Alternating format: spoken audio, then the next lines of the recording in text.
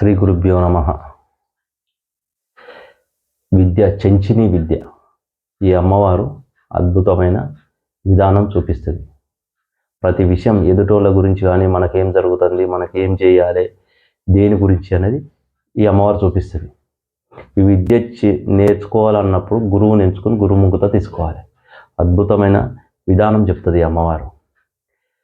మనకి ఏదైనా జరగబోతుంది అంటే ముందే తెలిసిపోతుంటుంది.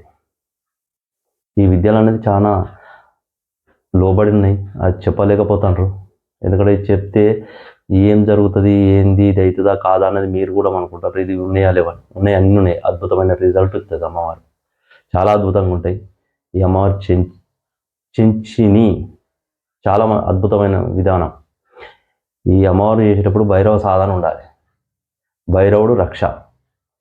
దీనికి ఈ అమ్మవారికి ఎప్పుడు నేను మొదటి వీడియో నుంచి చెప్తాను, యంత్రం అనేది మెయిన్ యంత్రం అనేది ఉండాలి. యంత్రం లేనిది విద్య చేస్తే అది నీకు అంత ఫలించదు. మంత్రం అనుభవంలోకి రాదు.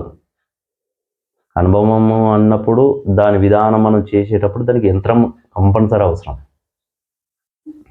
అద్భుతమైన విధానం ఉంటుంది అమ్మవారు. విధానం అట్లే ఉంటుంది. మనం చేసే విధానం. మంత్రం సిద్ధించలేదంటే కథ చేసిన కర్మలవి. ఆ కర్మలే మంత్రం సిద్ధించాయి. ఏ అమ్మవారు తీసుకున్నాను, దశమహావిద్యలలో ఏ విద్య తీసుకున్నా నీకు విద్య పలకడం లేదు అంటే తప్పు ఎక్కడ జరుగుతుంది అనేది గురువు అనేది మెయిన్.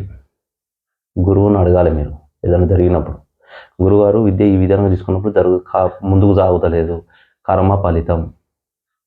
ఆ కర్మ పోవాలన్నప్పుడు ఆ కర్మలు అట్లే పోయిన కర్మ, గత జన్మ కర్మ యాడ్ అయితేనే ఉంటుంది. ఎందుకంటే నువ్వు ముందుకు పోతే విద్య అనేది నీకు ముందు తెలిసిపోతుంటుంది ప్రతి విషయం. దాని గురించి నేను నెక్స్ట్ వీడియోలో చెప్తా. శ్రీ గురుభ్యో నమః. శ్రీమాత్రే నమః. Like, share, subscribe.